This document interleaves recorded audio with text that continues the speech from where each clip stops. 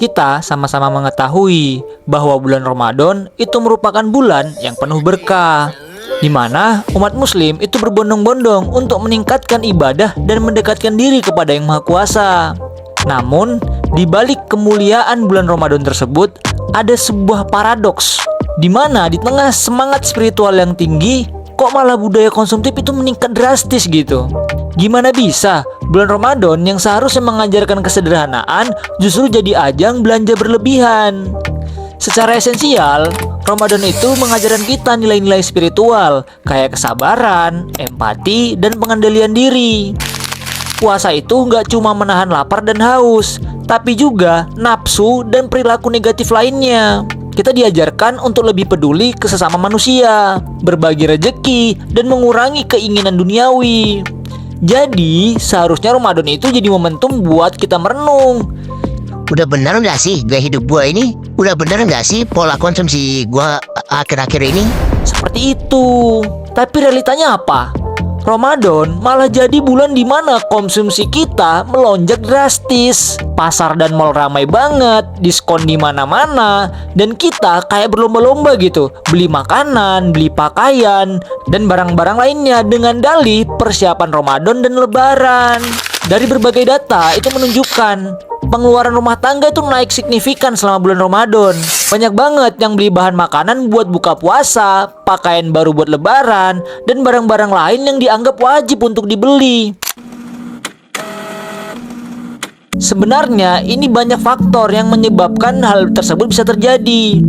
Salah satunya adalah faktor sosial dan budaya, di mana bulan Ramadan dan Lebaran itu udah diidentikan sama silaturahmi dan berkumpulnya keluarga. Jadi, kita tuh merasa perlu siapin banyak hal, dari makanan sampai pakaian baru, buat sambut tamu dan rayain hari kemenangan. Faktor kedua, ya pasti ekonomi. Bagi pelaku bisnis, khususnya para industrialis ini, Ramadan itu menjadi momen strategis buat naikin penjualan. Promo dan diskon itu bertebaran di mana-mana, bikin masyarakat itu tergoda untuk membeli lebih banyak. Bahkan kadang ada yang melebihi kebutuhan. Faktor ketiga itu adalah dorongan psikologis, di mana puasa seharian itu bikin kita kayak ada rasa balas dendam gitu pas buka. Banyak banget yang merasa untuk perlu kompensasi rasa lapar dan haus dengan makan dan minum berlebihan. Hal yang sama juga terjadi dalam konteks belanja, di mana kita merasa berhak beli barang-barang mewah setelah sebulan menahan diri. Padahal budaya konsumtif ini punya dampak negatif loh. Yang pertama tentunya dari segi spiritualitas. Tentu ini bertentangan sama nilai-nilai Ramadan yang seharusnya ngajarin kita kesederhanaan dan pengendalian diri. Alih-alih fokus ibadah, malah terjebak sama gaya hidup materialistik. Hade. Yang kedua, dari segi ekonomi, konsumsi berlebihan ini tuh bisa bikin boros dan memperlebar ketimpangan sosial. Nggak semua orang itu mampu ngikutin tren belanja ini, yang akhirnya tuh bikin tekanan sosial buat mereka yang nggak mampu.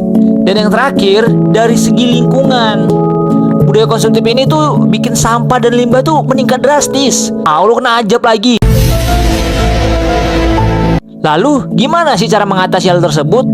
Tentunya dengan meningkatkan kesadaran spiritualitas. Pahami lagi tuh esensi Ramadan sebagai bulan pengendalian diri dan kesederhanaan. Atur pengeluaran dengan bijak, buat daftar prioritas kebutuhan, dan hindari belanja yang nggak perlu. Itu menjadi hal terpenting untuk masyarakat Indonesia yang hobinya belanja. Gaji nggak seberapa, gaya sosialita. Ramadan itu seharusnya menjadi bulan yang ngajarin kita tuh hidup sederhana dan mendekatkan diri kepada Allah. Tapi fenomena budaya konsumtif yang meningkat ini itu bikin kita perlu introspeksi diri lagi. Dengan meningkatkan kesadaran spiritualitas, mengatur pengeluaran, dan dorong gaya hidup yang berkelanjutan, insya Allah kita bisa kembali ke esensi Ramadan yang sebenarnya, yakni bulan penuh berkah dan pengendalian diri. By the way, selamat buat teman-teman yang udah menjalankan bulan suci Ramadan dengan baik dan seksama. Yuk, jadikan bulan Ramadan ini lebih bermakna, bukan cuma untuk diri sendiri, tapi juga untuk sesama dan lingkungan sekitar. Selamat menjalankan ibadah puasa.